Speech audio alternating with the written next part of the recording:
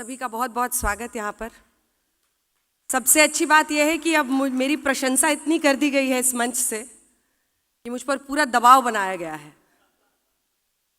लेकिन जितेंद्र जी और सभी लोग जो यहाँ पर बैठे हैं, आप सभी का बहुत बहुत स्वागत। बहुत सारे चेहरे जो यहाँ पर दिख रहे हैं, वो हर चेहरा अपने आप में एक कहानी है। वो कहते हैं ना कि मिल ही जाएगी मंजिल भटकते भटकते, गुमराह तो वो है जो घर से निकले ही नहीं। आप लोग घर से निकले, आपने हिम्मत दिखाई। भारत का शान एक एक चेहरा आज मेरे सामने यहाँ पर मौजूद है। और पटना से 2992 किलोमीटर दूर हम लोग दुबई में बैठे हैं एक कमरे में, अपने अंदर बिहार को समेटे। आज आपके सामने एक बिहारी खड़ी है।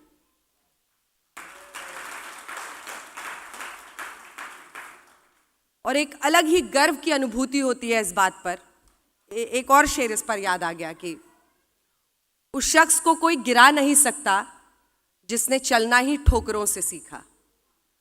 हम लोग बिहार में शुरुआती जिंदगी में शायद इतनी मुश्किलों का सामना कर लेते हैं कि पत्थर से फौलादी होकर सड़क पर निकलते हैं कि जो भी होगा उससे कम ही होगा, फिर रास्ता खुद ही आसान हो जाता है। आरव है, कहाँ है आरव? हाँ, यहाँ बैठे हैं आरव। आरव कुछ देर पहले मुझसे मिले थे और आरव ने मुझसे पूछा, ma'am how was your journey, how did you begin your journey?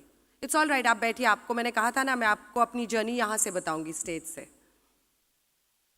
Bihar से निकलकर दुबई पहुँचना तो अलग बात है, हम लोगों के लिए दिल्ली पहुँचकर कुछ करना ही बहुत बड़ा सपना था। और मैं अकेली निकली थी। मुझे आज भी वो सर्द सुबह याद है जब नीलांचल एक्सप्रेस से मैं राजधानी के दिल्ली रेलवे स्टेशन पर अकेली उतरी थी। संघर्ष जीवन का हिस्सा बनता चला जाता है जब आप बिहार से निकलते हैं, क्योंकि आपके सपने बहुत बड़े होते हैं। और उन्हीं सपनों को पूरा करने के लिए मैंने बहुत आजमाइश की। मैंने बॉटनी ऑनर्स किया, मैंने सोशल वर्क में बहुत दिनों तक काम किया। ये 1993 की बात है, 1993। और उसके बाद एनजीओ से के साथ काम करते करते मुझे लगा कि बहुत ज़्यादा परिवर्तन समाज में हो नहीं पाता है, बहुत सीमित रह जाता है आपका दायरा। तो हम पॉलिसी को कैसे अफेक्ट कर सकते हैं, हम देश की नीतियों को और देश में जो नेता होते हैं उनकी सोच को कैसे चैलेंज कर सकते हैं। तब मेरा जो रुझान है वो पत्रकारिता की तरफ बढ़ा और फिर बाकी की कहानी है। लगभग 20 से ज़्यादा वर्ष अब हो चुके हैं पत्रकारिता में और आज यहाँ पर मौजूद हूँ मैं आपके सामने। तो कुछ तो मैंने हासिल कर ही लिया होगा जीवन में, हालांकि मुझे आज भी लगता है कि बहुत कुछ करना बाकी है और अभी शुरुआत ही है। लेकिन बात बिहार की हो रही थी। बिहार हमारे लिए क्या है? बिहार हमारे लिए माँ है, अबीर है होली का, दिया है दिवाली का, छठ पूजा में गंगा घाट है, मिथिला की मिठास है, वैशाली का वैभव है, भोजपुरी का अलग मज़ा है, राजेंद्र प्रसाद की धरती है, गौतम बुद्ध की भूमि है, जेपी का आंदोलन है। लेकिन आज बिहार कहाँ खड़ा है? ये सवाल हम सबके मन को कचोटता है कि हम बाहर आकर तो इतना चमक लेते हैं, अपनी जगह बना लेते हैं, हर क्षेत्र में हम सर्वोच्चता तक पहुंच जाते हैं, लेकिन उस बिहार में क्या रह जाता है पीछे? आखिर क्यों वो राज्य आज भी, जैसा मनीष जी ने बताया कि चाहे पर कैपिटा इनकम हो या बहुत सारे अन्य मुद्दे हैं, उसमें वो बिहार पीछे क्यों छूट जाता है? तो शायद आप लोग इसीलिए इकट्ठा हुए हैं कि कुछ योगदान आपका हो। मैं भी उसमें योगदान करने को तैयार हूँ। और बिहारी तो वैसे ही अपने आप में बिंदास होता है, लाजवाब होता है, मददगार भी बहुत होता है। अच्छा, 7 घर दूर भी किसी के घर में परेशानी हो तो पहुँच जाएगा मदद करने के लिए।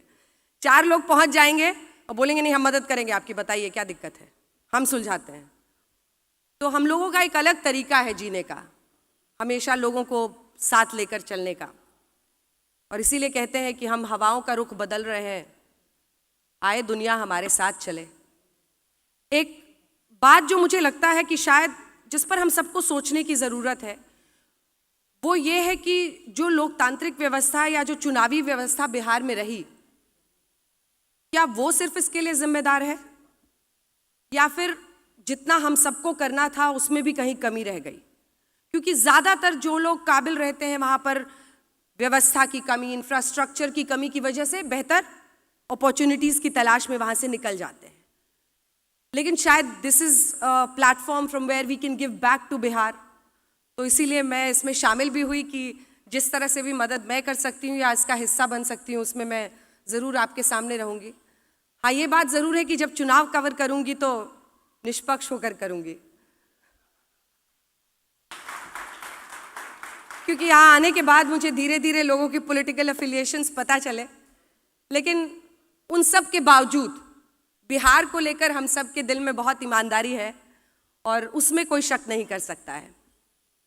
तो अक्सर मेरी आदत ये होती है कि लोग सवाल पूछें और मैं उसका जवाब दूं, तो इसीलिए मैंने निवेदन किया था कि अगर आप लोगों के मन में कोई सवाल है तो आप लोग पूछ सकते हैं। लेकिन बिहार पर कैसी कैसी भ्रांतियां हैं वो सुनिए। बिहार के लोगों के बारे में क्या क्या बोला जाता है। कुछ लोग जो अच्छे रहते हैं, बिहारीज आर वेरी क्यूट यार, बहुत लोग तो बड़ा क्यूट मानते हैं हमें। फिर कुछ लोगों को बड़ा लगता है कि इनके बोलने का अंदाज बड़ा अलग होता है, ये बड़ा गा गा के बोलते हैं। फिर आपको कॉम्प्लीमेंट भी मिल जाएगा, अच्छा आपकी आवाज़ से नहीं लगता कि आप बिहार की। मैं कहती हूँ मैं हूँ बिहार की। फिर बिहार के लोगों के बारे में और भी तरह तरह की भ्रांतियाँ हैं कि वो दिमाग से नहीं काम करते हैं या अनकूथ होते हैं, अनसिविक होते हैं। तरह तरह की लोगों ने स्टीरियोटाइप्स फैलाई हुई है, जिसका मुकाबला मैंने भी दिल्ली यूनिवर्सिटी में किया, क्योंकि मेरी कॉलेज की सारी पढ़ाई दिल्ली से ही हुई। तो कई बार बोलते थे कि हाँ तुम बिहारी ही रहोगे, कहते थे हाँ हम बिहारी ही रहेंगे, और बहुत गर्व से कहते थे। तो आज मुझे लगता है कि सब कुछ बदल रहा है, लोगों की सोच बदल रही है, लोगों की राय भी बदल रही है, और वो इसलिए क्योंकि हम लोगों ने बड़ी मेहनत से ये मुकाम हासिल किया है। हम लोगों ने अपनी ज़िंदगी में सब कुछ न्योछावर करके इस मकाम पर पहुंचा है। तो आरव जैसे सभी बच्चों से मेरा संदेश यही है, इतना गर्व करो अपने बिहार से होने का, उस मिट्टी का। वो माटी बेशकीमती है। कोई नेता, कोई पिछड़ापन उस माटी की खूबसूरती को हमसे नहीं छीन सकता है। वो माटी की खूबसूरती हमारे ललाट पर चमकती है हम जहां भी जाते हैं, और वही हमारी ताकत है। जब हम किसी भी क्षेत्र में बहुत अच्छा करते हैं तो आरव वही हमारी ताकत है। तो जीवन की शुरुआत हम सब बिहारियों की ऐसे होती है कि कैसे कोई रास्ता मिल जाए, बस एक मौका मिल जाए, लेकिन उस एक मौके की कीमत हम बिहारी ही समझते हैं, और वहाँ से एक सर्वोच्चता का सफ़र शुरू होता है। तो मैं अब बस अंत करती हूँ अपनी बातों का। मुझे लगता है कि ये एक बहुत अच्छी पहल है आईपीएफ, जिसके ज़रिए लोगों को जोड़ रहे हैं, और ये बिहार चैप्टर तो एकदम ही अनूठा है, क्योंकि इससे बहुत ताकत मिलेगी। आरा के भी लोग दिख रहे हैं मुझे। आरा जिला घर बा, कौन बात का डर बा, बोली रहुआ का बोले के बा। हम तो भोजपुरी में एकदम पारंगत बानी। हाँ तो ठीक है, बोला अहाँ किया करे छी ना करे छी, हमें सब भाषा पता है, थोड़ी बहुत हर भाषा पता है, लेकिन भोजपुरी में तो अच्छा बड़ा दिलचस्प है। मेरे पिताजी के साथ जब हम लोग छोटे थे तो जाते थे, तो जैसे ही मनेर के पास पहुंचने लगे, गांव की तरफ पहुंचने लगे, तो गाड़ी में अंदर भी हम लोगों से भोजपुरी में बात करने लगते थे। अब आप बाहर वालों से तो कर रहे हैं, हमसे क्यों भोजपुरी में बात कर रहे हैं। तो ये मिट्टी और ये खुशबू आती है वो हवा की, और वो हमें वो लाती है अपना जो बचपन बीता है उसकी कहानी लाती है मन में, इसीलिए हम लोग भोजपुरी में बात करते हैं। तो भोजपुरी कितने लोग हैं आरा के यहाँ पे? काफी लोग हैं। हाँ, सिवान की संख्या ज्यादा है, ठीक है।